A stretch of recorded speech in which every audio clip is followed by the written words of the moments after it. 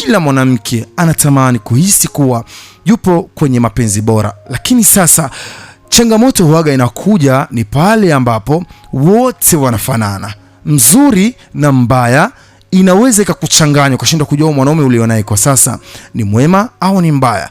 Inawezekana pia hauna mchumba, hauna mpenzi wala hujaolewa, lakini unataraji kuingia kwenye mahusiano. Sitofurahi, sitosikia raha kwamba siku moja ukaja kujikuta kwenye mahusiano au mapenzi ambayo yatakuja kukuumiza na ukaja kulia. Utajuaje kuwa huyo mwanaume kweli siku moja atakuja kukuoa au anakuchezea? Kuna mitego ya aina 5 ambao leo nataka niwafunze wanawake na wanaume pia, mnisikilize kwa makini. Mitego hii mtakapoianguka ndani yake, mjue mtaitegua vipi, lakini msiitegue kiujanja, kwa sababu kipindi hiki leo tutasimama sana hapo, kwa sababu wanawake wengi sana hapo waga wanapojiconfuse. Of course kila mtu kila siku waga nasema hili neno kwamba kila mtu anatamani kuwa kwenye mahusiano mazuri, anatamani kuwa na baba bora, anatamani kuwa na mama bora. Kila mwanamke anatamani kujihisi kwamba yupo kwenye mapenzi yenye usalama wa kutosha. Kila mwanamke anatamani kuhisi kuwa yupo kwenye mapenzi bora. Lakini sasa changamoto huaga inakuja ni pale ambapo wote wanafanana. Mzuri na mbaya inaweza ikakuchanganya ukashindwa kujua mwanaume ulionaye kwa sasa ni mwema au ni mbaya. Inawezekana pia hauna mchumba, hauna mpenzi wala hujaolewa, lakini unataraji kuingia kwenye mahusiano. Sitofurahi, sitosikia raha kwamba siku moja ukaja kujikuta kwenye mahusiano au mapenzi ambayo yatakuja kukuumiza na ukaja kulia. Lakini kama wewe ni mpenzi wa kipindi hiki, penzi langu ambacho kinakujia kila siku Jumamosi Samedi kuanzia saa 3 mpaka saa 5 usiku kila siku Samedi, ukiwa mpenzi wa kipindi hiki, ukiwa mtu ambaye unapenda kusikiliza kipindi hiki, dada yangu, na kuahidi na kukubalishia kwamba lazima utaishi katika maisha ambayo hayana stress, utaishi maisha ambayo yako murwa kabisa. Utajuaje kuwa huyo mwanaume kweli siku moja atakuja kukuoa au anakuchezea? Kuna mitego ya aina 5 ambao leo nataka niwafunze wanawake na wanaume pia, mnisikilize kwa makini. Mitego hii mtakapoianguka ndani yake, mjue mtaitegua vipi, lakini msiitegue kiujanja, kwa sababu baada ya hapa nitawaonesha wanawake vipi utajua kuwa mwanaume amejificha nyuma ya hicho ambacho umemtega. Unaweza ukamtega mtu. Mwanasaikolojia mmoja anasema kwamba, huyu mwanasaikolojia anaitwa Gary Chapman, ni mmoja wa wanasaikolojia wakubwa sana kwenye masuala ya saikolojia na masuala ya mahusiano. Aishawahi kusema neno likubwa sana na lizito sana kwamba mwanaume yoyote, aidha mwanamke yoyote, asije siku moja akahisi kuwa ana akili sana zaidi ya mwanaume. Mwanaume mmoja ana akili mara 3 kwa mwanamke. Yaani mwanamke, ili ufikie akili ya mwanaume unahitaji kuwa mko wanawake watatu. Yaani chukua wanawake watatu, mwanamke mmoja, wawili, watatu, jitie sehemu moja, alafu chukueni akili zenu zote zitie fasi moja. Hizo ndizo akili za mwanaume mmoja.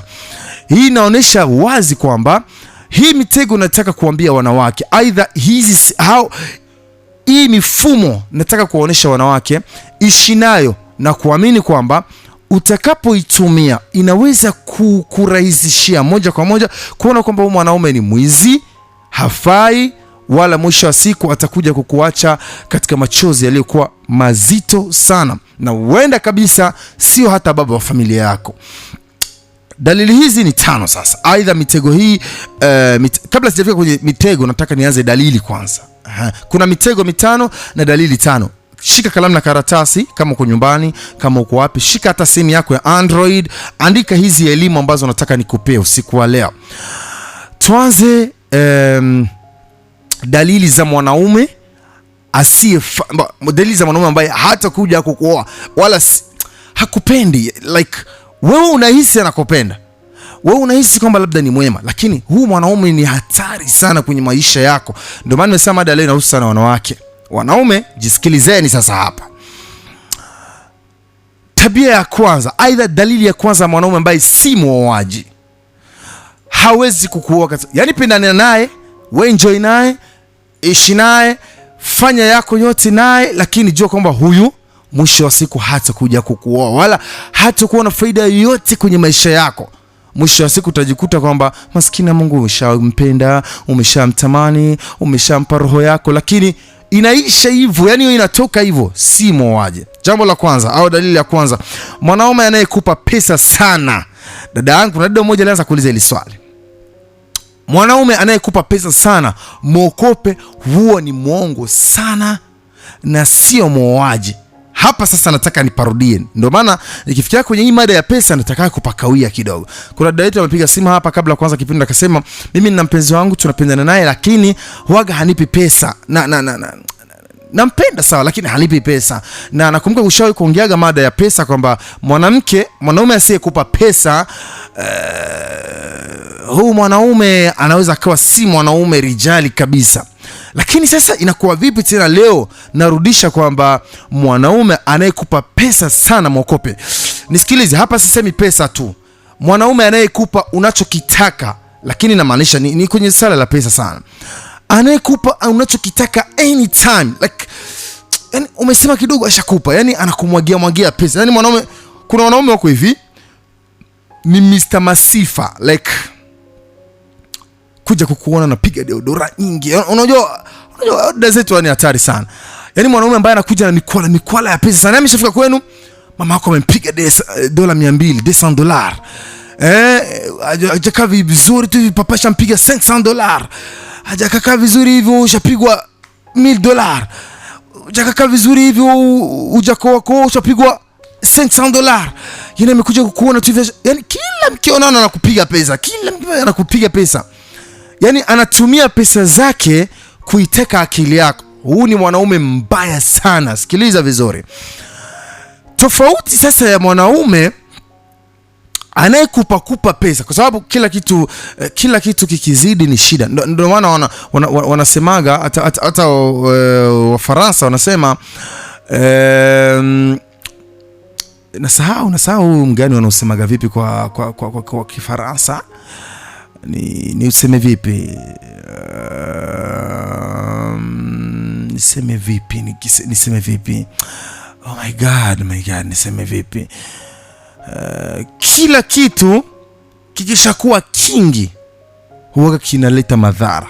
Sawa? Kila kitu huwa kikiwa kingi kizidi huwa kinaleta madhara sana. Mwanaume mnayependana, mnadate naye na akawa na kuhudumia kawaida. Nisikilize vizuri. Ni mume wako au ni mpenzi wako, anakuhudumia kawaida. Huu ni sawa. Unajua kuna kitu ambacho ni kibaya, ni yule mwanaume ambaye anaweza kufanya hata mwezi, mwaka hakupi kitu.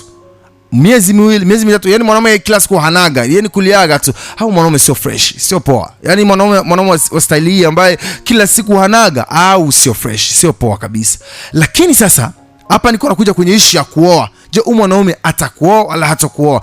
Huyu mwanaume siku moja mwisho wa siku atakuwa baba bora au huyu jamaa anakuja tu kupiga mkwala? Kuna wanaume sasa, kila mwanaume anajua kuwa mwanamke ili kumtika akili yake inahitaji pesa, inahitaji mikwala mingi, inahitaji mbwembwe nyingi, inahitaji yani mwanaume mwenye kuja na mikwala ya pesa, huyu mwanaume ni wa hatari sana. Sikilize vizuri. Huyu mwanaume anakuja na style fulani hivi ya kuonyesha kwamba baby, mimi usijali nitakuoa, usijali nitafanya hivi, usijali nitafanya hivi, alafu anakumwagia pesa. Huyu mwanaume ni mbaya sana. Ni mbaya sana kwa sababu anakimbilia sana kuiteka akili yako, anakimbilia sana kuishika akili yako. Lakini pia na mwanaume asiyekupa pesa muda mrefu, yani mwanaume ambaye sijua kwamba huyu ni mpenzi wangu, huyu ni lazizi wangu. Kwa hiyo kuna wakati wanawake wanaingia kwenye siku zao zile, kwenye damu, kwenye hedhi na nini, anahitaji pesa ili labda nunue vitu vidogo vidogo. Huyu mwanaume ambaye hanaga, yeye hajiambiagi kwamba huyu mpenzi wangu anahitaji huduma fulani akusaidie. Yani inakuwa ni si poa. Lakini kitu ambacho niko nazungumzia hapa ni mwanaume wa too much money. Mwanaume ambaye yeye ni mtu wa mbwembwe sana. Yani ni mtu wa kutotoa pesa sana. Yani mpaka natisha. Acha niwape historia ndogo. Kuna dada mmoja, hii ni story ya kweli kabisa, ishawahi kutokea. Mjoni iko na filme, najua watu wa Facebook kule watakuja kuona kisa hiki. Kuna dada mmoja ishawahi kumkuta haya ambayo nataka kuzungumza. Huyu dada alikuwa anaishi sehemu moja hivi Buiza. Sitosema ni wapi, sitosema alikuwa anaitwa nani, ili nimstiri aibu yake. Sikilizeni sasa tofauti, jambo la hatari sana kwenye pesa. Huyu mwanamke alikuwa dada mzuri sana. Nitajitahidi kufanya haraka sababu kuna mambo mengi ya kuongea, lakini nataka niwaoneshe mwanaume wa kutotoa pesa sana. Huyu mwanaume ni mwanaume wa kumtazama sana kwa makini, kwa sababu inaweza akawa ni wa hatari kwenye maisha yako wewe mwanamke. Sawa? Inaweza akawa ni wa hatari kwenye maisha yako. Kuna dada mmoja alikuwa ni mzuri sana, mrembo sana. Alikuwa anasoma moja mwa university, alikuwa anasoma ku Université du Lac, Tanganyika. Huyu dada alikuwa mrembo sana. Alikuwa dada mmoja hivi school. Hapa kwa masomo unajua wadada wanasoma university, chuo kikuu, wanakuwa wadada mmoja wa mapozi sana, wa mafieri sana. Sasa huyu mwanamke siku moja kwa sababu unajua pale university, masomo pale university, chuo kikuu, panakuwa mambo ya kawaida, yani mnakuwa mnavaa simple. Alikuwa dada wa kutupia sana vitu vikali. Alikuwa dada mmoja hivi, yani wale dada wa bei kali. Wale dada wa watoto wa mjini, yani wale watoto town. Huyu dada mwisho siku moja, haki Mungu nishawaambiaga mimi siku moja nitachezaga movie ya hivi. Yani mimi hii story nitaigizaga movie kabisa, kwa sababu ni story ambayo ilinipaga elimu, ilinipaga funzo sana, na share na nyie kwenye hii story ili iweze kuwasaidia. Huyu dada sasa, siku moja kuna jamaa mmoja, mshikaji mmoja, alikuwa, nitajitahidi kusema majina ambayo si ya kweli ili nistiri hawa watu. Huyu dada, kuna mshikaji mmoja alikuwa anasoma naye chuo kikuu, alikuwa anaitwa Cloud akaja kumtongoza huyu mwanamke, kumtongoza, kumdragia, akamwambia baby nakupenda na nini. Huyu dada ilikuwa ni nje, unajua nje pale chuo kikuu nje, dada walikuwa matimu hivi. Huyu dada alikuwa na timu ya rafiki zake wawili watatu. Walikuwa yani ilikuwa ni katimu kwa wanawake watatu kwa hiyo masomo university, afu alikuwa dada mkali sana wakishua. Sasa jamaa mmoja akaja, huyu Cloud akaja kumuomba kuzungumza naye. Akamwambia dada, samahani, naomba nizungumze nawe dakika moja. Huyu dada basi akamwambia fresh. Akamwambia huyu mwanaume huyu jamaa vipi, mbona ananiita tuzungumze pembeni? Simuelewi. Marafiki zake wale dada akamwambia nenda tumsikilize, sio mbaya. Claude ni mtu mzuri, sio vibaya, wewe ndio tumsikilize. Cloud akamchukua dada akamtia pembeni, na marafiki zake ya Cloud walikuwa wanamwambia bro, nasema mitoma. Jamaa alipomaliza kupiga mistari yake, dada akamtazama, kwa sababu dada alikuwa anaokopeka sana kwenye hiyo school. Chuo kikuu alikuwa anaokopeka sana kabisa. Alikuwa dada mmoja hivi wa kitajiri, dada mmoja alikuwa sio hata wa kitajiri sana, lakini alikuwa na date na matajiri. Ni wale madada ambao wanakuwa na watu wao, wanapendaga nao, wanakuwa wanatoka nao, wana date nao. Huyu dada basi akamtazama mshikaji, akamlamba kofi moja la bavita kofi risukuye. Alimpigaga kofi jamaa mbele ya watu, yani mbele ya wanafunzi wengine pale chuo kikuu, nje kabisa, nje. Jamaa kofi, yani ile kofi jamaa alikuwa hakujiandalia, akapiga kofi tu na mwanamke, kwa sababu mwanamke aliona kama huyu jamaa hana adabu, ananikosea adabu. Huwa naambia unanipenda mimi, kwanza mimi unaona mimi tuko na hadhi moja. Kuna dada mmoja wana wanadharau sana, akamlamba kofi kweli. Sasa baada ya kumpiga kofi huyu jamaa kaanguka mumsingi. Pelekwa sehemu moja, pelekwa kamferege, akawa ameanguka mumsingi, akawa amevaa nguo nyeupe, ngozi kachafuka. Mshikaji akaumia sana. Marafiki zake wakaja wakamsaidia, wakamtoa kwenye ule msingi. Bro, unaona sasa? Shida ndio hiyo. Wote tulikwambia mwanamke ni mgararizi, huyu mwanamke haeleweki. Hapa kwa masomo, huyu dada analitoka na mavewiti, analitoka na watu wa bei. Sasa wewe unamfahamia huyu dada ni wakishua sana, ni wakimbele. Hadeti na wanaume wa rais wenye hawana pesa. Kwa hiyo jamaa akawa ameuchuna, akajipangusa, aibu nyingi nini. Jamaa mpaka kalia kabisa. Unajua wanaume wengine tunajikaza kaza cha naume. Basi mshikaji akawa ameona sawa, fresh, sio mbaya. Siku zimekwenda, jamaa akawa amepata bursa, akachomoka zake wa Marekani. Ndio Marekani wakapiga kazi, piga deal, akapata pesa. Kawa vizuri kwa pesa kweli. Sasa siku moja yuko Facebook. Unajua Facebook ina tabia moja. Facebook wakati uko Facebook, unatazama mapicha, unaweza kuanguka hata kwa account ya mtu, anakuonesha huyu mtu, unaweza kumuomba urafiki, unaweza kumuomba uamini, sawa? Unaweza kuwajute urafiki. Akaanguka akamwona yule dada, akasema aisee, yule dada bado yupo. Akachukua, akamfollow, akamwomba urafiki Facebook. Dada hakujibu wala kufanya nini. Na akamwandikia kabisa message, "Hi." Dada hakujibu SMS, hakujibu message. Basi jamaa kuona huyu mshikaji amesha kama simuelewe, akawa amechukua akachukua simu. Dada ule jamaa akawa ameshika simu, akamwandikia, alikuwa na rafiki yake mmoja alimwacha Burundi. Huyo rafiki yake alikuwa anaitwa Gilles. Niko nasema jina ambalo si ya kweli ili ni wastiri hao watu. Kwa sababu ni story ya kweli kabisa imetokea. Na hii story imeambiwa na udada kabisa mwenyewe. Alikuwa anatoa kama ushuhuda. Basi huyu jamaa Cloud yuko Marekani, kumbukeni. Baada ya miaka kama 7 hivi, miaka ishapita sana. Akamwandikia jamaa yake anaitwa Gilles, alikuwa Burundi. Akamwandikia, "Gilles vipi?" Walikuwa bado wanachat. Unajua watu mlisomaga pamoja, mnakuwa mnaongea sometimes ni WhatsApp, pamoja wale washikaji ambao mnaenda mnazungumza. Akamwandikia, "Gilles vipi? Uko fresh?" Bwana Gilles, kuna kitu nataka nikuombe. Sasa Gilles, mimi kuna dada nimemuona. Dada tuliwahi kusoma naye chuo kikuu, na dada aisha kunifanyia kituko. Dada aliwahi kunipiga kofi kwa masomo. Bado unamkumbuka? Gilles akamwambia, ule dada namkumbuka. Sasa kuna Shibwiza. Dada mimi namjua, namkumbuka. Sasa vipi? Akamwambia, "Bro, nimemuona Facebook." Sasa sikiliza kaka, nikwambie. Gilles, kwa gharama yoyote huyo mwanamke namtaka. Gilles akashtuka.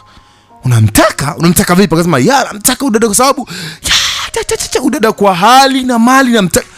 Kumbuka Cloud yuko Marekani, ameshakuwa na pesa bala. Basi jamaa akawa amechukua pesa. Ule Gilles, huyu jamaa Gilles akasema, "Mimi basi hakuna shida, naweza nikamtafuta." Basi Gilles alikuwa bado anawasilianaga na huyu dada kwa sababu ni watu walisoma pamoja na anamjua na nini. Ule Cloud yuko Marekani akamwambia, "Sikiliza, naomba kwa gharama yoyote ile." Ndio nataka niwaonyeshe sasa mwanaume wa pesa kama ni jambo la hatari sana.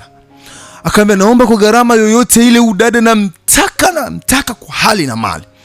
Akamwambia, "Sikiliza Gilles, hii dili kama utairehisiri nikampata huyu dada, nitakupa unachokitaka." Gilles akajua ni blaga, bro, acha utani. Akamwambia, "I swear to God, mimi nitakupa unachokitaka bro."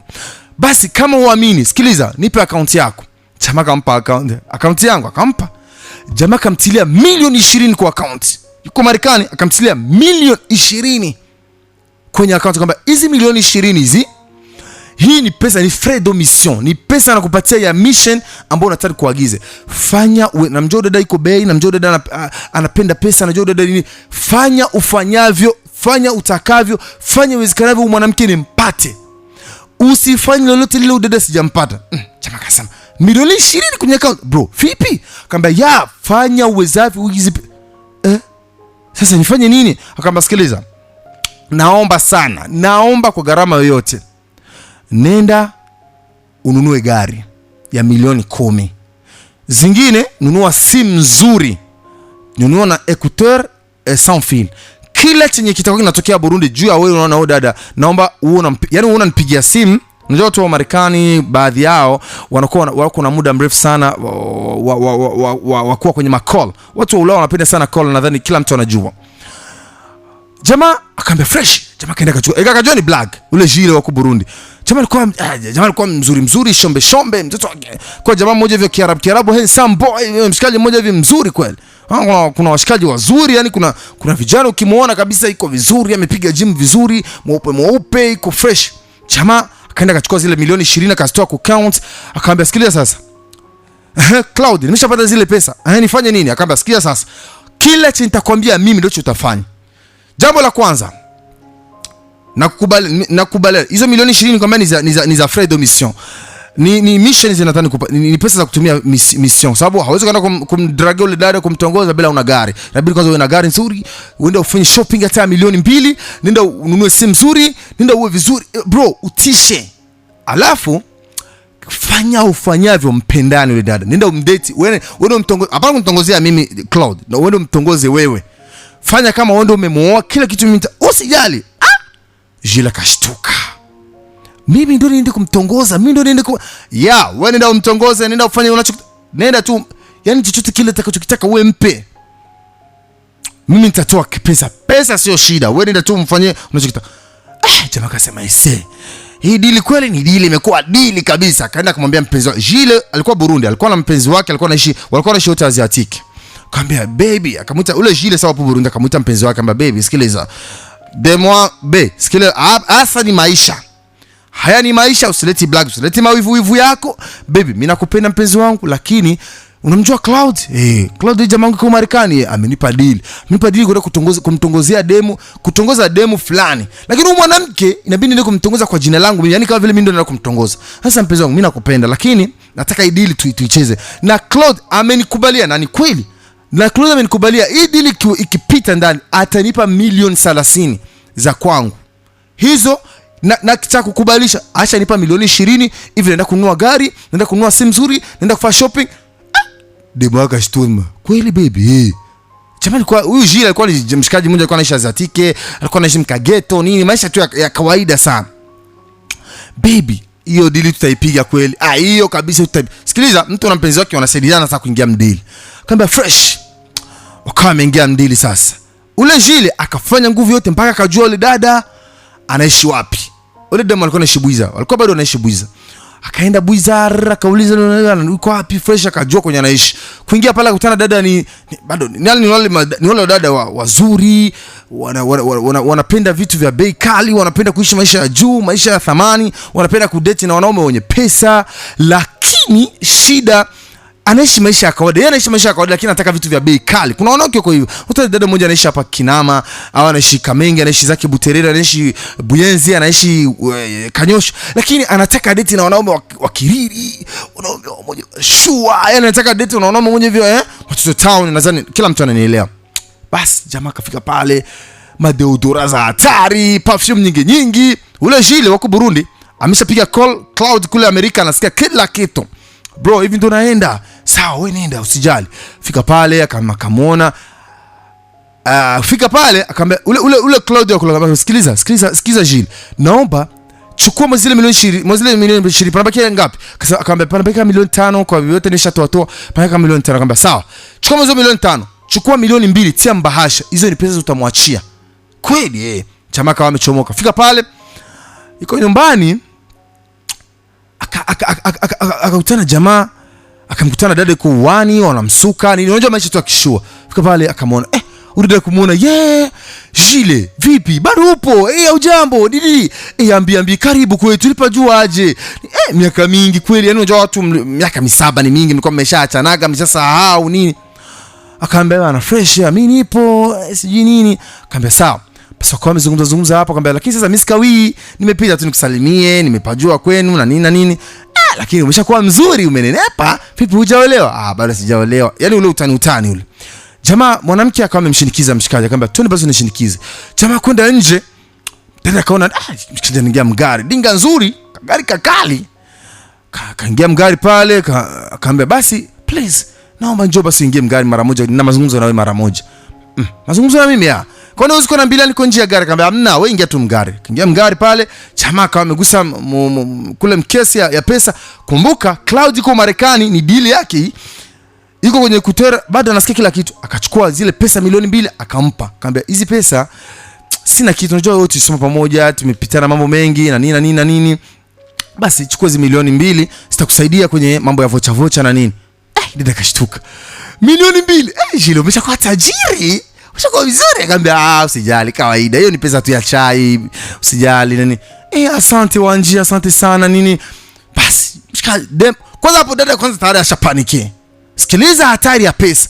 Hapo dada kwanza tayari ashakuwa trouble. Tayari ashaharibika kichwani. Mwanamke akawa ametoka nje. Akaenda kumbuka walimkuta iko na sukwa, kuingia pale uwani, jamaa akawasha gari akajendea. Ngia uwani akaambia mashosti zake, ndugu, huyu kaka anatoka hapa ni bala. Kulikoni? Chani naoneshe, leo tutaenda kubanjuka. Yani leo 5 mimi ndo nasorora. Yani leo ndo. Kwani vipi? Kaambia huyu kaka ananipa milioni 2 sasa hivi. Tulisomaga naye tu university hapa miaka 7 iliyopita. Kweli? Mashosti wakaanza, huyo ndo yeye, usimwachi. Na ni kweli ndugu yangu, wewe una Kim Junior, wewe tu hapo tu unakuta mwanamke hata leo tu anakupiga milioni 2 tu, unasema haki ya mama udada simwachi.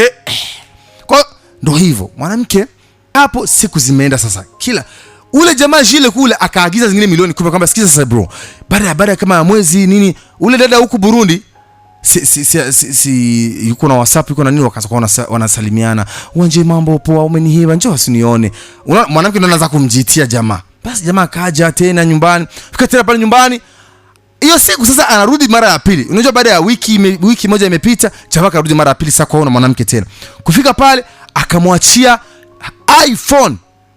Ilikuwa bado walikuwa ngali bado kwenye iPhone 11 ndio ilikuwa bado zinavuma hivi, watu tunafika iPhone 13, lakini ilikuwa bado kwenye iPhone 11 ilikuwa bado ndo zina hits kwa dada wazuri, watu wa mjini. Yani dada wa mjini ili uite mtoto wa mjini ulikuwa na iPhone 11. Jamaa mwanamke jamaa kama brand new ndio bado zinatoka za moto. Jamaa tu amekuja tena kumtembelea dada, akamwacha iPhone, akamwambia wewe bado unatumia simu? Wanjera niangusha, akampiga iPhone. Hii simu mimi sasa naitumia, chukua basi kumbuka hiyo ni deal ya nani? Ya Cloud, iko Marekani ndio iko nafanya hayo yote. Dada kashtuka, unanipana simu nini? Sheri wangu kakaingia, kwa sheri wangu kaanza, sheri wangu nini basi wakaanza kwa naongea sheri Jile na ule dada wakaanza kwa sheri ti. Mwezi ukaisha, mwezi wa pili ukaisha, mwezi wa tatu ukaisha, wakawa sheri sasa. Jamaa anakuwa anamfete mwanamke, anambia sheri hivi naenda Bugarama, sijui tukane naenda kuleta vitu, basi hivi narudia. Basi mwanamke akasema sawa, kuna shida baby, fresh. Baby anatoka Bugarama, kishuka hivi anakuja na mifuko mingi ya mkaa, kuja na nini vitu vya bei sana anampa. Yani maisha kawa vizuri. Sasa ule Cloud yuko Marekani, nifupisha historia haraka. Ule Cloud yuko Marekani, kafikia fasa akamwambia sikiza bro, hivi mapenzi tayari dada ashaanza kupenda. Ashaanza kupenda? Akamwambia mambo ni fresh kabisa. Sasa sikiza bro. Fanya hivi. Huyo mwanamke kwa inafikia propose kumuoa. Tayari washakuwa miezi 5, inabidi propose kumuoa. Lakini kabla hujampropose kumuoa, inabidi tumnunulie parcela hapo Kiriri. Inabidi tumnunulie nyumba, inabidi tumpe na gari, inabidi tufanye kila kitu, inabidi tumpe, kwa sababu unajua uko vizuri hivi, haiwezekani upendane na mwanamke ambaye hana kitu. Inabidi sana umtengenezee mazingira fresh. Sasa Jile yuko Burundi, anakuwa anajiuliza, hivi haya mapenzi mimi ndo napewa pesa, mimi ndo hivi Claude anataka kufika kitu gani haswa? Jamaa naye akaanza kusikia kwa sababu anapewa hela nyingi afanye kazi kwa ajili ya yule mwanamke.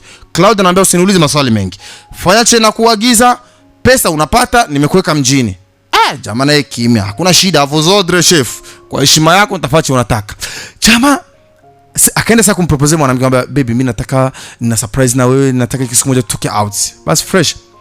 Anataka amvike peti. Inabidi akaandaa party.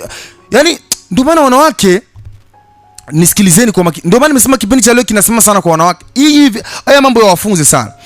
Mwanamke akawa ameenda hiyo siku akaandaa party nini. Kumbuka na mpenzi wa Jile yumo. Yule baby wake yumo kabisa. Yeye ndo anaenda anatafuta nyumba, kila kitu wakanunua na parcel, wakanunua nyumba inajengwa fresh, milioni nyingi sana. Wakamnunua mwanamke nyumba.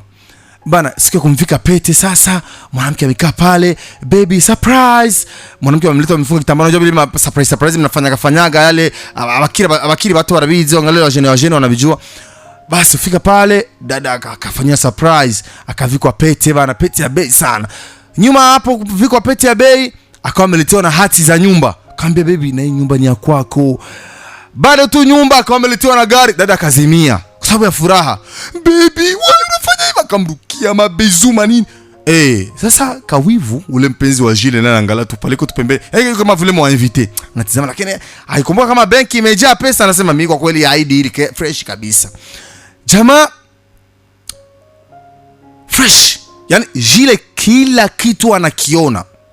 Na msisahau bilikuwa hayo tayari alikuwa anakuwa call video kinafanywa na nani? Na huyu mchumba wa Jile, huyu mpenzi wa Jile ndio iko na filme call video. Kila kitu fresh pale nini fresh. Sasa mwanamke, tazama sasa, machale akaanza kumpiga na yeye. Mwanamke alifurahi sana, akalia, surprise imekuwa nyingi, ameshapewa gari. Mwanamke alipewa gari Prado, ndo zina hit, amepewa Prado, amepewa nyumba Kiriri, amepewa kila kitu, amepewa maisha, amebadilisha maisha, wamemtoa Bwiza wakamhamisha Kiriri. Mwanamke akachanganyikiwa kwa sababu ya furaha, akasema haya mapenzi mwanaume ananipenda mimi, nitatoa Mungu Baba. Marafiki zake anambia shosti, usicheze hii bahati. Hii bahati inakuja mara moja katika maisha, usicheze hii. Mwanamke akasema kwa kweli Mungu Baba umenijibu. Lakini sasa siku ya kufuata mwanamke roho ikakataa, akasema hapana. Sijui huyu hapo wanaelekea kwa miezi 7 wako kwenye mapenzi. Lakini sasa mwanaume anafanya kazi gani haswa? Kabidi akamjia, Jile nataka uniambie ukweli. Hivi wewe unafanya kazi gani mpaka unipe vitu vyote? Mimi mbona kama sielewi. Kama baby, mimi nafanya kazi ya kuuza magari. Unajua natoka magari Dubai, naleta Burundi, nafanya hivi, nafanya.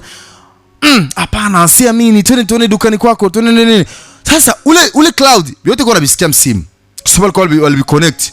Huyu Cloud akamwambia hivi, sikiliza bro. Mwambie hivi. Nenda sasa anataka kwambia anakuuliza kunatumika nani? Wewe mpeleke. Kuna sehemu kwa anaita Hina Motors. Kuna watu wanajua masuala ya magari. Kuna sehemu kwa anaita Hina Motors. Kama unaelekea town, pale kwa panajulikana sana pale Hina Motors. Hapa karibu ya Pagidas. Unapaona Pagidas pale. Pagidas, ukifika Pagidas kwa unaenda vile, kuna sehemu moja pale pembeni wanauza magari. Sio kama hivi unaona shati ya Kaware na nini, lakini pale kwa sehemu kwa wanauza magari kwa anaita Hina Motors zamani. Sasa hapo Hina Motors akamwambia hivi, wewe Hina Motors ilikuwa ni ndugu yake au huyo jamaa Cloud kule. Yaani ilikuwa kama ni ndugu yake. Ilikuwa na huko sijui ilikuwa ni vitu gani huko. Sasa huyo jamaa akaenda kufika pale. Akamwambia wewe mpeleke pale, mwambie ndio sehemu natumika na nini. Alafu muoneshe bosi wako kama ni mimi. Fresh kila kitu, akapanga kila kitu fresh. Akamwambia basi baby, karibu ofisini nini. Mwanamke inabidi ajiridhisha aone mpenzi wangu anatumika wapi, kwa sababu mwanaume ananitia mashaka. Sielewi hii pesa kunipa gari, nyumba hivi haraka, mapesa ananijezea mkonti kila siku ananipa mamilioni. Sielewi anatoa wapi, inabidi tuone anatumika wapi. Akaenda akampeleka pale Hina Motors, akaona magari na nini. Pia inabidi connect na bosi wangu. Cloud kwa Amerika miaka 7 ni mingi, ashakageuka kishakuwa kibuni, nishakuwa kigangi, nishakuwa kipapa pesa. Sasa mambo yashabadilika. Kabila kama na bosi wangu ndo huyu, akamconnect sasa moja kwa moja na boss. Boss ni Cloud kule Amerika. Akamwambia na Cloud ni hivi na hivi fresh. Jamaa mwanamke akawa kidogo at least akaamini, akasema kweli mtu anachuza magari ya mamilioni mengi kama haya, milioni kama 100 ngapi huko, fresh usinaoga naye. Basi ikabidi waandae harusi. Bibi na vitu waandae harusi na nini kila kitu. Fresh wakaandaa harusi. Harusi walioiandaaga ilikuwa ni harusi ambayo imegharimu, dada ananiambia, ilikuwa ni harusi ambayo imegharimu, wale hesabiaga kukutana imegharimu kama milioni 26, 26 milioni mariage. Walifanyaga Kiriri Garden. Mambo yakawa moja moto sana. Yaani ilikuwa ni vitu moja VIP hatari. Jamaa wakafanya harusi PPP, baba mama washaga hama, maisha yashabadilika, dada ni mtoto akishua hivi anaishi vizuri. Sasa baada ya muda kuisha, sikiliza vizuri hii story. Baada ya muda kuisha, inabidi sasa mwanamke jamaa akaja akamwambia Cloud kidogo la Amerika, akamwambia sikiliza bro, inabidi muende kula honeymoon, kwa sababu huyu jamaa huyu Jile wao alianza alifanya muuliza Cloud, akamwambia sasa Cloud nikuulize, hivi ushanambia nifanye naye harusi, sasa vipi? Itabidi kulala naye? Akamwambia ndio. Wewe ukibidi kulala naye wewe lala naye kabisa. Yaani haina noma. Yaani kama mke na mume hivi ile. Yaani usijali. Alafu ule boss kule kwa sababu mpenzi wa Jile asisiriki, inabidi anampa pesa, anamwambia baby wewe, anambia shemeji usijali. Ni deal hii, wewe mambo yatakuwa fresh. Yaani usijali. Anakuwa sana mwambia bana. Sasa mwanamke yeye iko kwenye pesa, anaogelea hela, ishakuwa na gari, mpenzi wa Jile. Fresh hana noma. Sasa ikabidi Cloud akamwambia sikiza bro, harusi ikiisha inabidi honeymoon iwe South Africa. Inabidi mwende kufanya honeymoon South Africa. Tena hivi biambie wazazi, biambie mama, papa na mama, mwende South Africa ndo mtakulia honeymoon. Honeymoon ni ile sortie mnaendaga mnafanyaga monsieur madame mkimaliza mariage. Wakaenda kila kitu fresh. Wanaelekea honeymoon sasa. Ikabidi akamwambia papa mama, sisi mama yangu Jile ndio anakuomba wazazi, mimi naona ikibidi kimaliza tabidi tena na mke wangu tafanya honeymoon South Africa. Alafu nyinyi honeymoon ni wiki tu moja, tufanye tu enjoy South Africa, tutembee, tufanye nini, alafu tukimaliza mimi nitarudia Burundi fresh kama kawaida. Mwingine anasema fresh poa. Mwanamke wakaandaa ticket ya ndege, wakati passport kila kitu. Harusi imeisha, sherehe imeisha, ilikuwa mambo ya VIP sana, ilikuwa vitu vya kibosi sana. Wakaandaa ticket. Kumbuka ile ticket ya ndege inabidi na huyu mpenzi wake mpenzi wake ya Jile inabidi na yeye kabisa aelekee kule South Africa. Inabidi kwa sababu mpenzi wake anasema usieni mwenyewe kwa sababu ukienda mwenyewe utajuaje kama uko mapenzi hata noga. Yani huyu mwanamke kama mapenzi alikuwa na utuma wivu lakini alikuwa anajitahidi kujilimit kwa sababu alikuwa mdeal. Toka hapo wakawa wameelekea South Africa sasa. South Africa wakawa wamekata tiketi ya ndege, hoteli watafikia. Ule jamaa Claudio wa Amerika alikuwa amekata yani amechukua hoteli yote.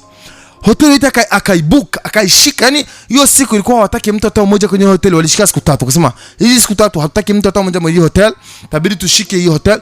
Yani gharama zote zikalipwa, hoteli kafungwa. Special for honeymoon ya watu wawili.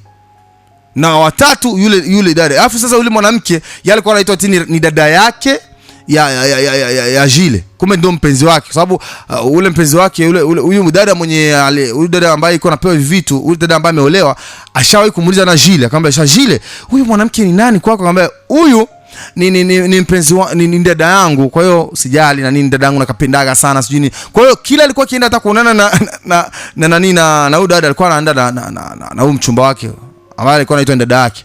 Basi kama ametoka hapo kaelekea South Africa. Fika South Africa sasa, hotel imeshabukiwa kila kitu nini fresh. Fika pale siku ya kwanza wakalala. Hiyo siku sasa asubuhi mapema mwanaume akawa ameingia bafuni, mwanamke bado analala. Sio kwenye honeymoon kwenye furaha, mwanamke amefurahi, iko na mshukuru mume wangu, nakushukuru sana umenibadilisha maisha, mume wangu umeniheshimisha, mume wangu sijui nini, mume wangu mambo mengi. Jamaa akamwambia hakuna shida baby. Sasa asubuhi mapema mwanamke bado analala. Jamaa kaamka akaenda bafuni akaoga, maanza kutengeneza vizuri, akawa amechomoka, akachukua nguo, akavaa nguo, akajiandaa vizuri, akawa ametoka nje. Kimya. Toka amekutanana sasa na nani? Na kichamzee baba la baba. Huyu baba la baba alikuwa nani? Ilikuwa ni Mr. Cloud. Ametoka Marekani, amekuja na South Africa sasa. Akamwambia bro, deal yako imeisha, we peace, milioni zao 3 nimeshakuwekea kwa account, 30 milioni zako ziko kwa account. Akamchukua ule baby wake na yeye akamwambia baby, wewe tuchomoke zetu fresh, kama deal imeisha. Deal iko imeishia hapo. Sasa huyu jamaa Cloud kumbe alikuwa shagaoa, alikuwa na mke wake mzungu. Lakini mzungu alikuwa anashamwambiaga mambo historia ya huyu dada na nini mambo mengi. Sasa akawa ameingia chumbani. Chumba chenye Jile na yule dada alikuwa ndani. Kumbuka ni Cloud, akawa ameingia sasa kile chumba. Fika pale, akawa amejikala tu pale kitandani, anamsubiria dada amke. Dada kujishtua usingizini, ananyosha hivi. Kuamka anamuona mshikaji mwingine kama amuelewelewe. Dada kapiga fujo. Na anataka kusikia ndugu yangu, lo hoteli ni kubwa, hakuna mtu hata mmoja kama lo hoteli ni washalubuki, kila kitu iko wazi. Dada piga kashtuka. Mungu, uko wapi? Beu utamtoa wapi? Mbona hayupo? Jamaa ndio yuko pale, Cloud yuko pale. Cloud anacheka sana. Hapo anacheka kwa dharau bala. Akafara muita mke wake. Ule Cloud akamuita mke wake. Honey, come on. Kama amemuita hani wake pale fresh akamwambia no, cool down. Ule dada sana anza kupiga fujo. Nini? Mko nani? Nini? Muondeke. Fujo pale. Akamwambia tulia kwa sababu hapa huna msaada wa mtu hata mmoja. Akamwambia hata nikukumbushe kitu. Hivi mimi unanijua? Wewe si ni bosi wa nani? Bosi wa mume wangu. Sijui kitu gani? Akasema mimi ni bosi wa mume wako na mke wangu ndio huyu pia. Akamwambia lakini sasa kuna kitu hukumbuki. Unakumbuka mwanaume yule kumpiga kofi university fulani, Mwika Minuza kanaka tulikusoma pamoja fasi fulani, yule kunipiga kofi hivi. Sikiliza vizuri wanawake. Kofi tu ndio ilifanyaga ya mambo yote mpaka ujamali bakianaga na hasira mpaka sema kuna siku dada ndamuonesha kama kupenda pesa vina madhara. Sasa jamaa kama ametoka akamwambia lakini sasa ndio hivyo. Kwa hiyo sasa mume wako sio yule ambaye alikuoa, mume wako sio mimi, subiri kuonesha mume wako. Akawa amemuitia dog. Bogi la mbwa. Yaani mbwa moja gangi sana. Yaani kuna mbwa moja hivi ambazo zishaga, unaona zile mbwa za kipolisi za kijeshi. Zile ndio mbwa ambazo yule ndio mbwa iliitwa bogi la mbwa. Kama mume wako ni huyo. Chama kama amejitokea nje na mzungu wake, wakafunga mlango, kuna dadeki akawa amejichomokea zake, akawa ameondoka. akabakia hoteli kwa yeye mwenyewe. Ule mbwa akamrukia mwanamke chana, akambaka, akamvuruka, akamuumiza. Unajua mbwa ni mbwa tu, anakuwa hatazamia aingie mbele aingie nyuma, yani mambo yote tu vurugu shakalabagala. Akamemfanya mambo maajabu sana.